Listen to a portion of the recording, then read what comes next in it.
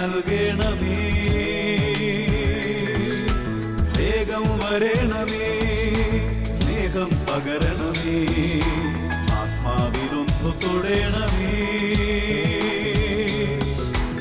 ആരാധനയെ യേശുവേ,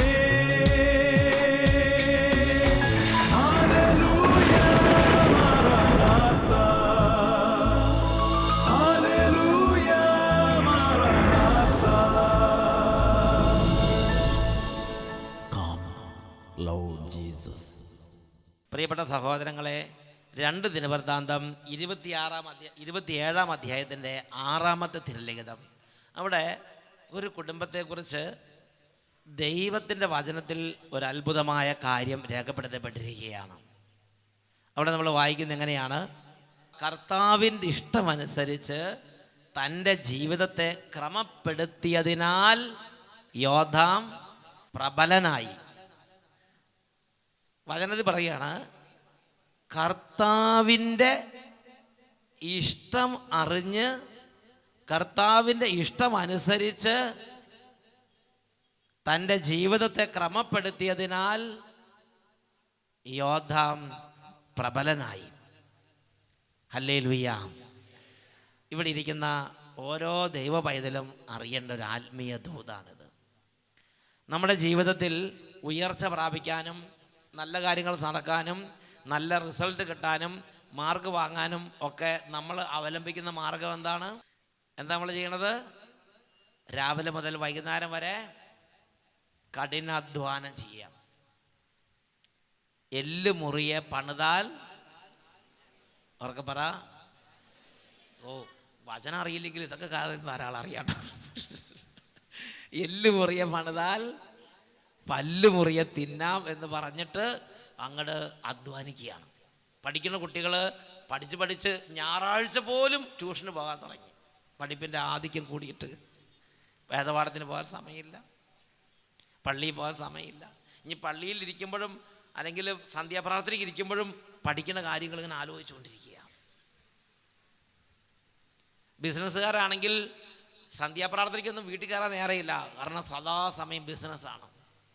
അങ്ങോട്ട് പോകുന്നു, ഇങ്ങോട്ട് പോകുന്നു, ആ മീറ്റിങ്ങിന് പോകുന്നു, ഈ മീറ്റിങ്ങിന് പോകുന്നു, പിന്നെ അവരെ വിളിക്കുന്നു, ഇവരെ വിളിക്കുന്നു. അങ്ങനെ സദാസമയം അതിനെക്കുറിച്ച് ചിന്തിക്കുന്നു, ആ കാര്യത്തിൽ മുഴുകുന്നു. അവസാനം എന്തായി? ഒരു ചേട്ടൻ പറഞ്ഞു, 300 കോടി രൂപ കട എന്ന് പറഞ്ഞു. ബിസിനസ് ചെയ്ത് ഇതുപോലെ സന്ധ്യാപ്രാർത്ഥന ഉപേക്ഷിച്ച് നടന്നതാണ്. 300 കോടി രൂപ കടം വന്നു. Hallelujah, praise the Lord. പ്രിയപ്പെട്ട സഹോദരങ്ങളെ, അപ്പോൾ നമ്മുടെ ഉള്ളിൽ നമ്മൾ ജീവിച്ചു വന്ന കുടുംബത്തിൽ നിന്ന് നമ്മുടെ ഹൃദയത്തിൽ പതിഞ്ഞിട്ടുള്ളൊരു കാര്യമാണ് താൻ പാതി, അല്ലേ? താൻ പാതി ദൈവം പാതി. അത് ഇവിടെയുള്ളവർക്ക് നന്നായിട്ട് മനസ്സിലായിട്ടുണ്ട്. ദൈവവചനം പറഞ്ഞ കാര്യങ്ങൾ അങ്ങനെയല്ല. ദൈവം പറഞ്ഞിരിക്കുന്നത് എന്താ? ദൈവം പറഞ്ഞിരിക്കുന്നത് നമ്മുടെ സകല കാര്യങ്ങളിലും ദൈവത്തിന് ശ്രദ്ധയുണ്ട്. പഠിക്കുന്ന കുട്ടികളുടെ പഠന സംബന്ധമായ കാര്യത്തിൽ ദൈവത്തിന് ശ്രദ്ധയുണ്ട്. കൃഷിക്കാരുടെ കൃഷി സംബന്ധമായ കാര്യത്തിൽ ദൈവത്തിന് ശ്രദ്ധയുണ്ട്. ബിസിനസ്സുകാരുടെ ബിസിനസ് സംബന്ധമായ കാര്യത്തിൽ ദൈവത്തിന് ശ്രദ്ധയുണ്ട്. മക്കളില്ലാത്ത കുടുംബങ്ങളുടെ ആ ദുഃഖത്തെക്കുറിച്ച് ദൈവത്തിന് ശ്രദ്ധയുണ്ട്. വിവാഹം നടക്കാത്തവരുടെ വിവാഹം നടക്കാനുള്ള തടസ്സത്തെക്കുറിച്ച് ദൈവത്തിന് ശ്രദ്ധയുണ്ട്. അങ്ങനെ ഓരോരുത്തരുടെയും ഓരോ അവസ്ഥകളെക്കുറിച്ച് ദൈവത്തിന് നല്ല ശ്രദ്ധയുണ്ട്. പത്രോസിലേക്ക് എഴുതിയ 1-ാം ലേഖനത്തിൽ 5-ാം അധ്യായത്തിൽ 7-ാമത്തെ തിരുലിഖിതത്തിൽ നമ്മൾ വായിക്കുന്നത് എങ്ങനെയാണ്? നിങ്ങളുടെ ഉത്കണ്ഠകളെല്ലാം അവനെ ഏൽപ്പിക്കുവിൻ, അവിടുന്ന് നിങ്ങളുടെ കാര്യത്തിൽ ശ്രദ്ധാലുവാണ്. അവിടുന്ന് നിങ്ങളുടെ കാര്യത്തിൽ ശ്രദ്ധാലുവാണ്. ഞാൻ വിചാരിക്കുമ്പോൾ എൻ്റെ ദൈവം എൻ്റെ കാര്യത്തിൽ ശ്രദ്ധാലുവാണ്. ഹല്ലേലൂയ എന്നുറക്കെ പറഞ്ഞ ഹല്ലേലൂയ, ഹല്ലേലൂയ. എൻ്റെ ദൈവം എൻ്റെ കാര്യത്തിൽ ശ്രദ്ധാലുവാണ്. എൻ്റെ ഓരോ കാര്യത്തിനും ദൈവത്തിന് ശ്രദ്ധയുണ്ട്. ഈ കൺവെൻഷൻ കഴിഞ്ഞ് തിരിച്ചു പോകുമ്പോൾ എനിക്ക് സഞ്ചരിക്കാൻ വണ്ടി വേണം. ഞാൻ സഞ്ചരിച്ച് വീട്ടിൽ ചെല്ലുമ്പോൾ അവിടെ എന്തെങ്കിലും ഭക്ഷിക്കാൻ സാധനങ്ങൾ വേണം. രാത്രിക്ക് എനിക്ക് നന്നായിട്ടൊന്ന് ഉറങ്ങണം. രാവിലെ എഴുന്നേറ്റ് കുട്ടികളുടെ കാര്യങ്ങളൊക്കെ നോക്കാൻ ആരോഗ്യം വേണം. കയ്യും കാലൊക്കെ അനങ്ങി ആ കുട്ടികളുടെ തുണിയൊക്കെ ഒന്ന് അലക്കി കൊടുക്കാൻ, അതൊന്ന് തേച്ച് കൊടുക്കാൻ എനിക്ക് സാധിക്കണം. അതിന് എനിക്ക് ആരോഗ്യം വേണം. അതിന് എൻ്റെ കാര്യത്തിൽ എൻ്റെ ദൈവം ശ്രദ്ധാലുവാണ്. Hallelujah, praise the Lord, praise the Lord. നമ്മുടെ ഓരോ കാര്യത്തിലും നമ്മുടെ മക്കളെ പഠിപ്പിക്കാൻ സ്കൂൾ വേണം, അഡ്മിഷൻ വേണം. അതിലെല്ലാം നമ്മുടെ ദൈവം ശ്രദ്ധാലുവാണ്. 127 സങ്കീർത്തനത്തിൽ വചനം 2-ാമത്തെ വാക്യത്തിൽ പഠിപ്പിക്കുന്ന എങ്ങനെയാണ്? തൻ്റെ പ്രിയപ്പെട്ടവർ ഉറങ്ങുമ്പോഴും കർത്താവ് അവർക്ക് വേണ്ടത് നൽകുന്നു. അപ്പം നമ്മുടെ ജീവിതത്തിലെ എല്ലാ കാര്യങ്ങളും സമാധാനമായിട്ട് നടക്കാൻ വേണ്ടി ദൈവവചനം നമ്മളോട് ആവശ്യപ്പെടുന്നൊരു കാര്യമാണ്, നമ്മൾ കർത്താവിന് പ്രിയപ്പെട്ടവനായി മാറണം. ഒരു വിശുദ്ധ ജീവിതം നയിക്കുക എന്നുള്ളത് നിസ്സാര കാര്യമല്ല. യോദ്ധാം അത് മനസ്സിലാക്കി. യോദ്ധാം ഒരു രാജാവായിരുന്നു. രാജാവ് എന്ന നിലയ്ക്ക് എത്രയോ തവണ വചനം ലംഘിക്കേണ്ടതാണ് അല്ലേ? സാധാരണ ഒരു മനുഷ്യന് വചനം ലംഘിക്കാനുള്ളതിനേക്കാൾ കൂടുതൽ സാധ്യതയുണ്ട്. ആ വ്യക്തി എത്രമാത്രം കൂടുതൽ ഉയരുന്നോ അത്രയും കൂടുതൽ വചനം ലംഘിക്കാൻ നിർബന്ധിക്കപ്പെടും. Praise the Lord. രാവിലെ എഴുന്നേറ്റ് പറമ്പിൽ കളിക്കാൻ പോയി വൈകുന്നേരം തിരിച്ച് വന്ന് ഭാര്യ മക്കളുമായിട്ടിരുന്ന് ഭക്ഷണം കഴിച്ച് ഉറങ്ങി വീണ്ടും പിറ്റേ ദിവസം കൂലിപ്പണിക്ക് പോയി അങ്ങനെയുള്ളവർക്ക് വചനം ലംഘിക്കാനുള്ള അവസരം കുറവാണ്. എന്നാൽ സാമ്പത്തികമായി ഉയരുന്നതനുസരിച്ച് വചനം ലംഘിക്കാനുള്ള അവസരം നിർബന്ധം കൂടി വരും. പ്രഷർ കൂടും. ഭരണാധികാരി ആകുന്നതനുസരിച്ച് വചനം ലംഘിക്കാനുള്ള ഒരുപാട് പ്രലോഭനങ്ങൾ അല്ലെങ്കിൽ ഒരുപാട് വേദികളിൽ നിർബന്ധിക്കപ്പെടും. ഹല്ലേലൂയ എന്നുറക്കെ പറഞ്ഞേ, ഹല്ലേലൂയ, ഹല്ലേലൂയ. യോദ്ധാം ഒരു രാജാവാണ്. അതുകൊണ്ട് തന്നെ ഇപ്പം നമുക്കറിയാം, ഒരു മുഖ്യമന്ത്രി, ഒരു MLA, ഒരു MP ഒക്കെ ആയി കഴിഞ്ഞാൽ എപ്പോഴും ഇങ്ങനെ ബൈബിൾ നോക്കി പള്ളിയിലും പോയി എപ്പോഴും പ്രാർത്ഥിച്ചുകൊണ്ടിരുന്നാൽ മതിയോ? നിങ്ങൾ പറ. നിങ്ങൾ തന്നെ പറഞ്ഞു പോരാന്ന്. Price the Lord. അപ്പോൾ ഒരു മന്ത്രിയായി, പ്രധാനമന്ത്രിയായ എപ്പോഴും പള്ളിയിരുന്ന് ബൈബിൾ നോക്കിയിരുന്നാൽ മതിയോ? കാര്യം നടക്കുമോ? രാജ്യം ഭരിക്കണ്ടേ? അതിന് ചിലപ്പോൾ ബൈബിളൊക്കെ ഉപേക്ഷിക്കേണ്ടി വരും. അല്ല, അങ്ങനെയാണ് പല ആളുകളുടെയും ധാരണ. പ്രിയപ്പെട്ട സഹോദരങ്ങൾ, ഒരുപാട് പേര് അങ്ങനെ ചിന്തിച്ച് വെച്ചിരിക്കുന്നത്, ഞാനിപ്പോൾ പണ്ടത്തെ പോലെ ഒരു ചെറിയ കുട്ടിയൊന്നുമല്ല, ഞാനിപ്പോൾ ഒരു ബിസിനസ് നടത്തുന്ന വലിയൊരു ബിസിനസ്സിൻ്റെ ശൃംഖലയുടെ തലവനാണ്, ഞാനൊരു MP-യാ, ഞാനൊരു MLA-യാ, ഞാനല്ലെങ്കിൽ കളക്ടറാണ്, ഞാനൊരു പൊതുജന പ്രവർത്തകനാണ്, നാനാജാതി മതസ്ഥരുടെ ഇടയിൽ നിൽക്കുന്ന ഒരാളാണ്. പണ്ടത്തെ പോലെ ഒന്നും ഫുള്ളായിട്ടൊന്നും വചനം അനുസരിക്കാൻ പറ്റുമെന്ന് തോന്നണില്ല. അബോർഷൻ ചെയ്യേണ്ടി വന്നാൽ അബോർഷൻ ചെയ്യണം, എന്നാലേ പിടിച്ചു നിൽക്കാൻ പറ്റുള്ളൂ. അങ്ങനെ ചിന്തിച്ച് ചില നേഴ്സുമാർ അബോർഷൻ ചെയ്യുക ഹോസ്പിറ്റലിൽ. അങ്ങനെ ഓരോ മേഖലകളിൽ ഒരു വിശുദ്ധ ജീവിതം നയിച്ചാൽ, കർത്താവിൻ്റെ പ്രിയപ്പെട്ടവനായി മാറിയാൽ, ആ വ്യക്തിയുടെ ജീവിതത്തിലെ എല്ലാ കാര്യങ്ങളും കർത്താവ് അനുദിനം നടത്തും എന്നൊരു തിരിച്ചറിവ് അനേകം വിശ്വാസികളുടെ ഉള്ളിൽ നിന്ന് പിശാച് എടുത്തു കളഞ്ഞു. എന്നിട്ട് കൊടുത്തിരിക്കുന്ന ചിന്തയാണ്, താൻ പാതി ദൈവം പാതി. എല്ല് മുറിയെ പണിതാൽ പല്ല് മുറിയെ തിന്നാം. ഹല്ലേലൂയ. നമ്മുടെ ജീവിതത്തിൽ നല്ല അനുഗ്രഹവും നല്ല സ്ഥിതി ഉണ്ടാകണമെന്ന് ദൈവത്തിന് ആഗ്രഹമുണ്ട്. അതിനുവേണ്ടി ദൈവത്തിൻ്റെതായ വഴികളുണ്ട്. നിയമാവർത്തന പുസ്തകത്തിൽ 28-ാം അധ്യായം 1-2 തിരുലിഖിതങ്ങൾ. ഒരു ദൈവ പൈതലിൻ്റെ കുടുംബത്തിലെ എല്ലാ കാര്യങ്ങളിലും നല്ല ഉയർച്ചയും നല്ല സമാധാനവും നല്ല സന്തോഷവും ഉണ്ടാകാൻ ഒരു ദൈവ പൈതൽ മുഖ്യമായും ശ്രദ്ധിക്കേണ്ട കാര്യം എന്താണെന്ന് ബൈബിളിൽ രേഖപ്പെടുത്തിയിട്ടുണ്ട്. നിയമാവർത്തന പുസ്തകം 28-ാം അധ്യായം 1-2 തിരുലിഖിതങ്ങൾ. ദൈവവചനത്തിൽ നമ്മൾ വായിക്കുന്നത് എങ്ങനെയാണ്? നിന്റെ ദൈവമായ കർത്താവിൻ്റെ വാക്ക് കേട്ട് ഇന്ന് ഞാൻ നിനക്ക് നൽകുന്ന കൽപ്പനകളെല്ലാം സൂക്ഷ്മമായി പാലിക്കണം.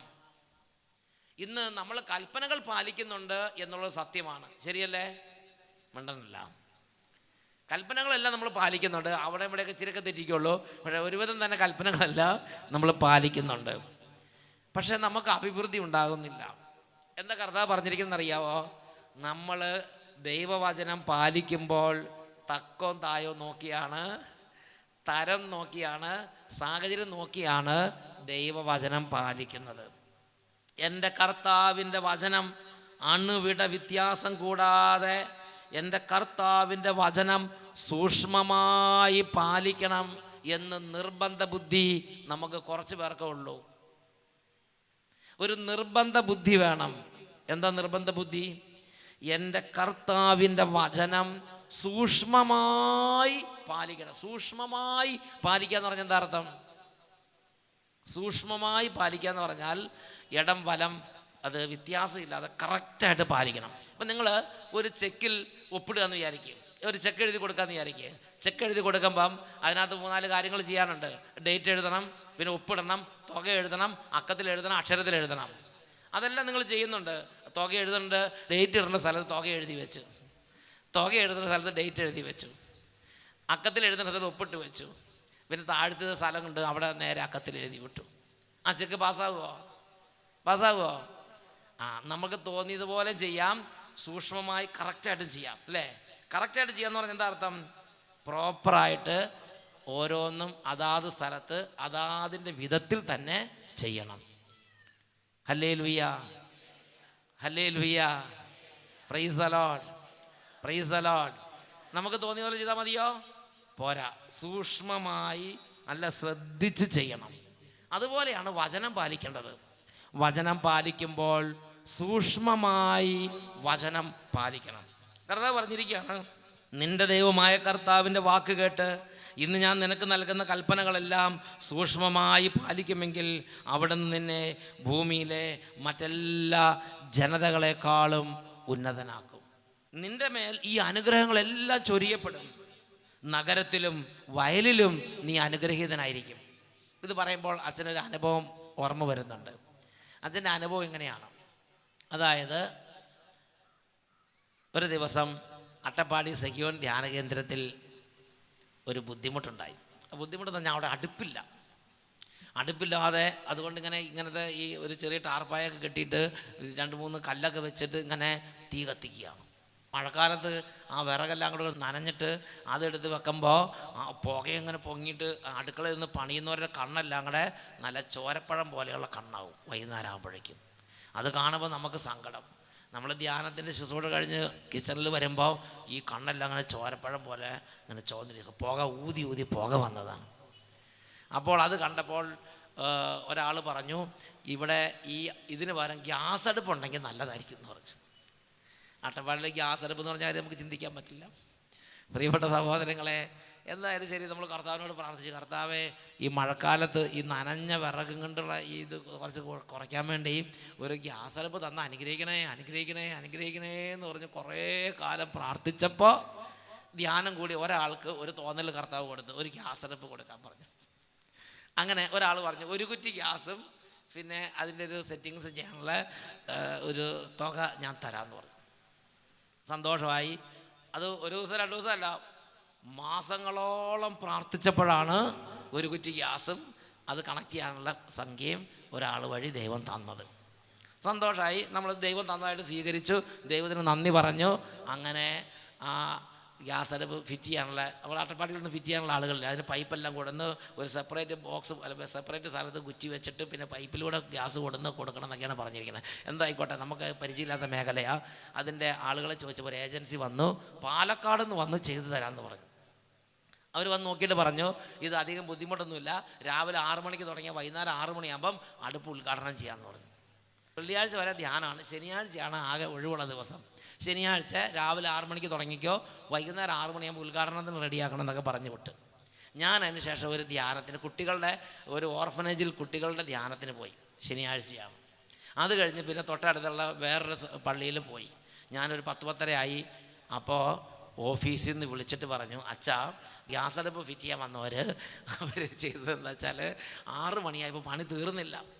എല്ലാം സെറ്റ് ചെയ്തു, പക്ഷേ അങ്ങോട്ട് ഫിനിഷ് ചെയ്യാൻ പറ്റിയില്ല. അവിടെ ഇരുട്ടായതുകൊണ്ട് പിന്നെ ലൈറ്റിൻ്റെ വെട്ടത്തൊക്കെ അവർ ചെയ്യാൻ എന്തോ ഒരു വിസമ്മതം പറഞ്ഞു. അവർ അകളിയിൽ പോയി ലോഡ്ജ് എടുത്ത് താമസിക്കുക. എന്നിട്ട് പിറ്റേ ദിവസം ഞായറാഴ്ച രാവിലെ പോകുമ്പം ഇനി നെറ്റും ബോൾട്ടൊക്കെ സെറ്റ് ചെയ്യാനുള്ളൂ, ബാക്കിയെല്ലാം പണി കഴിഞ്ഞു, നെറ്റും ബോൾട്ടിട്ട് മുറുക്കി അടുപ്പ് കത്തിച്ചാൽ മതി, അത് ഞായറാഴ്ച രാവിലെ തിരിച്ചു പോകുമ്പോൾ ചെയ്തു തരാമെന്ന് പറഞ്ഞു. അപ്പോൾ ഞാൻ അവരോട് പറഞ്ഞു, സഹോദരന്മാരെ, നാളെ ഞായറാഴ്ചയാണ്. നാളെ ഞായറാഴ്ച ആയതുകൊണ്ട് നമുക്ക് ഇത് നെട്ടും ബോൾട്ടും ഫിറ്റ് ചെയ്യാൻ അനുവാദമില്ല.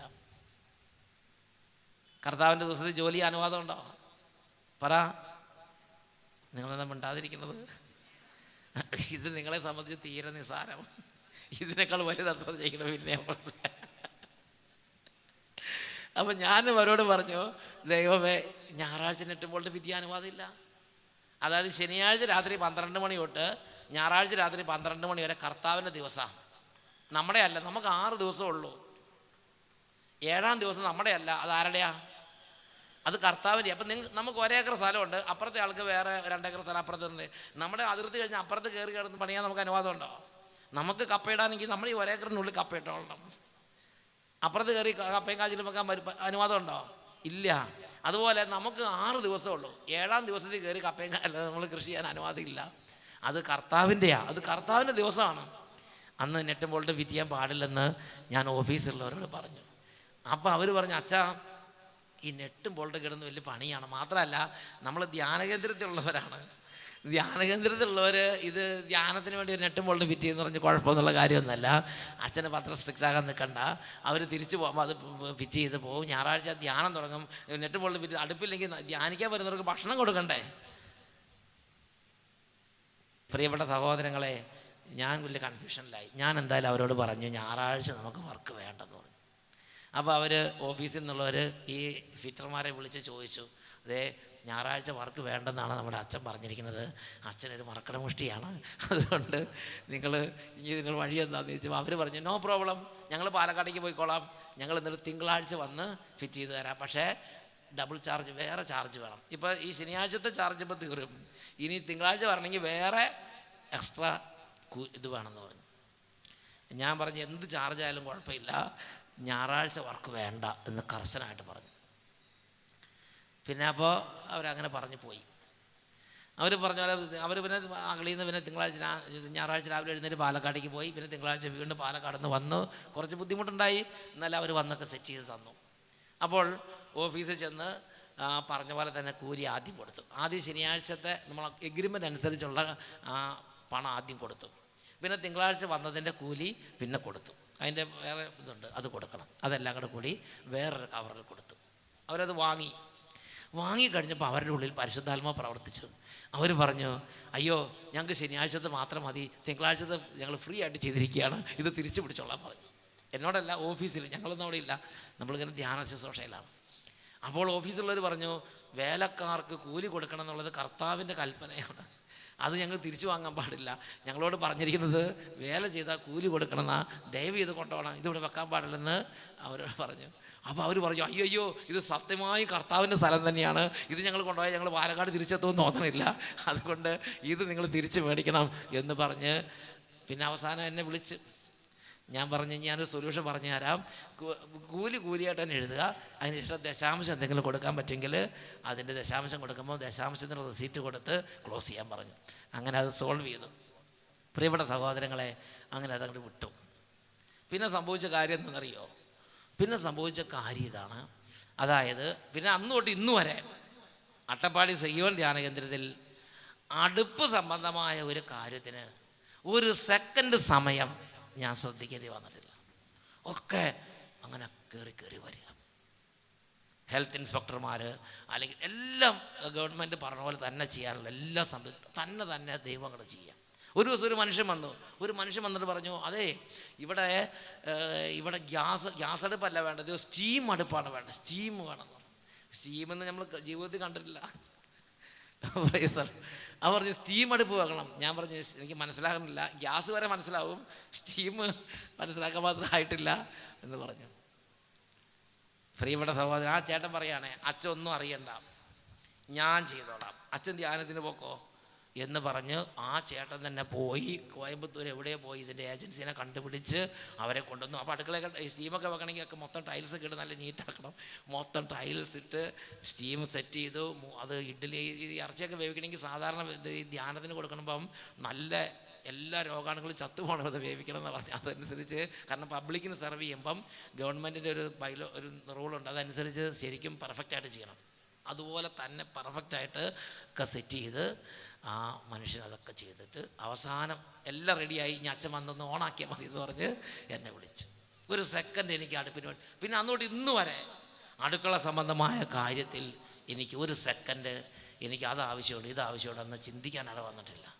നമ്മൾ ചിന്തിക്കുന്ന ദൈവം തന്നെ ചിന്തിച്ച് ഇവിടെ സ്റ്റീം ആവശ്യമാണ്, ഇവിടെ ടൈൽസ് ആവശ്യമാണ്, ഇവിടെ ഇതെല്ലാം ഗവൺമെൻറ്റിൻ്റെ റൂൾ അനുസരിച്ച് നമുക്ക് റൂളൊന്നും അറിയാൻ പാടില്ലായിരുന്നു. അതൊക്കെ ദൈവത്തിനറിയാം. അതനുസരിച്ച് എല്ലാം കറക്റ്റ് ടെമ്പറേച്ചറിൽ വേവിക്കാനൊക്കെ ഉള്ള സംവിധാനമൊക്കെ എല്ലാം ദൈവം കറക്റ്റായിട്ട് അങ്ങോട്ട് ചെയ്യാം. ഞാൻ അന്വേഷിക്കാനോ ചിന്തിക്കാനോ ഒരു സെക്കൻഡ് എനിക്ക് അതിനോട് കളയേണ്ടി വന്നിട്ടില്ല. പ്രിയപ്പെട്ട സഹോദരൻ, വേറൊരു വാക്കി പറഞ്ഞാൽ നമുക്ക് വേണ്ടി ദൈവം മുമ്പേ നിന്ന് ഓരോന്നോരോന്ന് ഒരുക്കി തരിക. മറ്റേ അത് 10,000 തവണ നടന്നാലും പിന്നെയും കാല് തേഞ്ഞ് എല്ലാം അടഞ്ഞു കിടക്കുന്നത് പോലെ തോന്നുക. ഇത് ദൈവം മുമ്പേ നടന്നെല്ലാം ചേരുമണി ചേർത്ത് കൂട്ടി വെക്കുക. ഈ ദൈവത്തിൻ്റെ പ്രവർത്തനത്തെ ദുർബലപ്പെടുത്തുന്നതാണ് നമ്മുടെ ഓരോ പാപങ്ങളും, വചന ലംഘനങ്ങൾ. അത് അവനവൻ കണ്ടുപിടിച്ചോളണം, അത് അവനവൻ്റെ ഡ്യൂട്ടിയാണ്. ഇന്ന് നിങ്ങൾ കണ്ടുപിടിക്കണം, എൻ്റെ ജീവിതം എൻ്റെ കർത്താവിൻ്റെ വചനം ലംഘിച്ചിരിക്കുന്ന എല്ലാ മേഖല കണ്ടുപിടിക്കണം. എന്നിട്ട് നേരെ കുമ്പസാരക്കൂടിലേക്ക് പോകണം. എന്നിട്ട് പറയണം, ഇത് ഇന്ന രീതികൾ ഇന്ന സ്വഭാവങ്ങൾ എനിക്കുണ്ട്. പ്രിയപ്പെട്ട സഹോദരങ്ങളെ, നമ്മൾ വിചാരിക്കുന്നതല്ല, നമ്മൾ ചെറിയ ഒരു കാര്യം ചെയ്താൽ പോലും അത് നമ്മുടെ ജീവിതത്തിലേക്ക് ഒരു ചങ്ങല പോലെ വന്ന് വീഴുകയാണ് ചെയ്യുന്നത്. പിന്നെ നമ്മൾ തൂത്തും തുടച്ച് നടന്നുകൊണ്ട് കാര്യമില്ല. ആ വചന ലംഘനത്തിൻ്റെ പാപഭാരം നമ്മളിൽ നിന്ന് നീങ്ങിപ്പോകണം. അതിന് കൺഫെഷൻ തന്നെ നമ്മൾ നടത്തണം. Price the Lord. ഞായറാഴ്ച ഉച്ച കഴിഞ്ഞ് പണിയാൻ പാടില്ലെന്ന് ബൈബിളിൽ എവിടെയെങ്കിലും പറഞ്ഞിട്ടുണ്ടോ? ബൈബിളിൽ പറഞ്ഞിട്ടുണ്ട്, ഇല്ലെന്ന് പറയാൻ പാടില്ല. യെശയ്യായുടെ പുസ്തകത്തിൽ 58-ാമത്തെ അധ്യായം 58-ാം അധ്യായത്തിൽ കർത്താവ് പ്രത്യേകം നിർദ്ദേശിച്ചിരിക്കുന്നൊരു നിർദ്ദേശം എങ്ങനെയാണ്? എൻ്റെ സാബത്ത് ദിവസത്തിൽ നിൻ്റെ ഇഷ്ടം അനുസരിച്ച് നീ നടക്കരുത്. അതാണ് യെശയ്യ 58-ാം അധ്യായം 13-14 തിരുലിഖിതങ്ങൾ. സാബത്തിനെ ചവിട്ടി മതിക്കുന്നതിൽ നിന്നും എൻ്റെ വിശുദ്ധ ദിവസത്തിൽ നിൻ്റെ ഇഷ്ടം അനുസരിച്ച് നടക്കുന്നതിൽ നിന്നും നീ പിന്തിരിയണം. ഇന്ന് നമ്മുടെ ജീവിതം തിങ്കൾ തൊട്ട് ശനി വരെ നമ്മൾ നമ്മുടെ സ്വന്തം ഇഷ്ടം അനുസരിച്ച് നടക്കും. ജോലിക്ക് പോകും, സ്കൂളിൽ പോകും, ഓഫീസിൽ പോകും, ജോലി ചെയ്യും. എന്നിട്ട് നമ്മുടെ ജോലി നമ്മുടെ ഇഷ്ടമൊക്കെ നിർവഹിക്കാനുള്ള ദിവസം ഏതാ? അതാണ് ഞായറാഴ്ച. വീട്ടിലെ പണി തീർക്കാനുള്ള ദിവസമാണ് ഞായറാഴ്ച ദിവസം. തിങ്കൾ തൊട്ട് ശനി വരെ ഗവൺമെൻറ്റിൻ്റെ ജോലി ചെയ്യും, അല്ലെങ്കിൽ ഓഫീസിലെ ജോലി ചെയ്യും, അല്ലെങ്കിൽ കമ്പനിയിലെ ജോലി ചെയ്യും. എന്നിട്ട് വീട്ടിലുള്ള അലക്കാനുള്ളത് അലക്കി തീർക്കണത്, പെയിൻറ്റ് തേക്കാനുള്ള പെയിൻറ്റ് തേച്ച് തീർക്കണത്, വിരുന്നുകാരെ കാണാനുള്ളത്, പെണ്ണ് കാണാൻ പോണത് എല്ലാം ഞായറാഴ്ചയാണ്. പ്രിയപ്പെട്ട സഹോദരങ്ങളെ, ദൈവത്തിൻ്റെ വചനം പഠിപ്പിക്കുകയാണ്, എൻ്റെ വിശുദ്ധ ദിവസത്തിൽ നിൻ്റെ ഇഷ്ടം അനുവർത്തിക്കുന്നതിൽ നിന്ന് നീ പിന്തിരിയണം. സാബത്തിനെ സന്തോഷദായകവും കർത്താവിൻ്റെ വിശുദ്ധ ദിവസത്തെ ബഹുമാന്യവുമായി നീ കണക്കാക്കണം. നിൻ്റെ സ്വന്തം വഴിയിലൂടെ നടക്കാതെയും നിന്റെ താല്പര്യങ്ങൾ അന്വേഷിക്കാതെയും നീ അതിനെ ആദരിക്കണം. അപ്പോൾ നീ കർത്താവിൽ ആനന്ദം കണ്ടെത്തും. ലോകത്തിൻ്റെ ഉന്നത സ്ഥാനങ്ങളിലൂടെ കർത്താവ് നിന്നെ സവാരി ചെയ്യിക്കും. നിന്റെ പിതാവായ യാക്കോബിൻ്റെ ഓഹരി കൊണ്ട് ദൈവം നിന്നെ പരിപാലിക്കും. ഇന്ന് ഈ പരിപാലനം പലർക്കും കിട്ടുന്നില്ല. കാരണം വചനം ലംഘിച്ച് ദൈവത്തിൻ്റെ പ്രവർത്തനത്തെ ദുർബലപ്പെടുത്തി.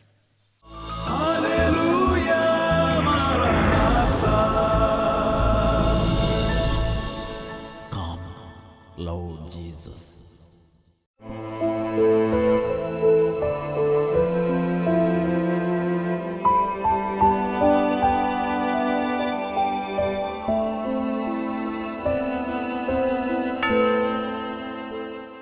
ഹല്ലേലൂയ.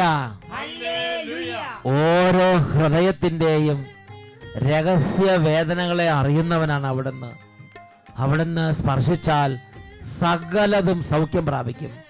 2 കരങ്ങൾ സ്വർഗത്തിലേക്ക് ഉയർത്തി ശരീരത്തിൻ്റെ വേദനകൾ, മനസ്സിൻ്റെ ആകുലങ്ങൾ, ആത്മാവിൻ്റെ നൊമ്പരങ്ങൾ സർവ്വതും സമർപ്പിച്ച് യേശുവിനെ നമുക്ക് ഉറക്കെ വിളിച്ച് പ്രാർത്ഥിക്കാം.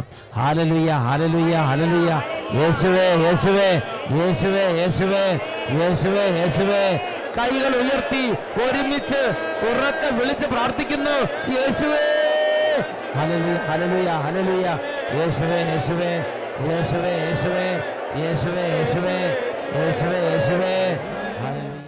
ഹല്ലേലൂയ, മാറാനാത്ത. Come, Lord Jesus.